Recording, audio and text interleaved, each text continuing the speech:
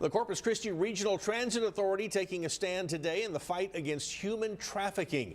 But it's a fight that they can't do alone. Today we learned about the steps they're taking to join forces with area law enforcement to address and stop this from happening here in our community. Our Alexis Green was part of that conversation today and joins us now with that report. Alexis? Thank you, Mike and Leslie. Today's Human Trafficking Summit was all about starting the conversation. It was held there at the CCRTA station, hosting multiple agencies like Border Patrol, DPS, police, and more to help bridge the gap and help those agencies work better together. You talk about slavery and prostitution of children. That's something that doesn't need to be in Texas or any place, anywhere.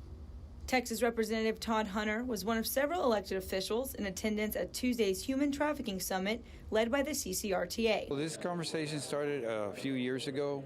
Then we learned that 40% of the victims use public transportation, moving people from the border up north in the United States. Michael Rendon, Deputy CEO for CCRTA, says there are 160 buses that travel throughout the city each day.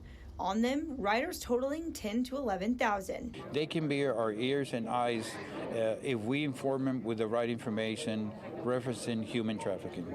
And if you think this sort of crime doesn't happen here in Corpus Christi, you are mistaken. We really have to take off those blinders, realize that it really is happening, and make a difference and figure out a way to educate as many people as we can about it. According to Sharon Ray, the educating coordinator for New Life Refuges, in 2019 there was 2,900 children in our area who fell victim to trafficking.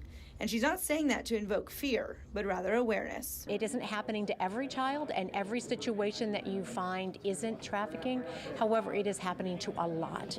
Rendon says working closely with law enforcement and teaching not only their bus drivers, but their riders the signs can make all of the difference. And with this information, we can know who to contact if we encounter a victim of human trafficking. Rendon told me today that Texas is the second highest in the nation when it comes to calls to the National Human Trafficking Line, with Houston having the highest numbers of victims in the nation, which is only about 250 miles from us. Rendon says in the next 60 to 90 days, he hopes to bring all of those agencies you just saw back to the table to continue this conversation. Leslie.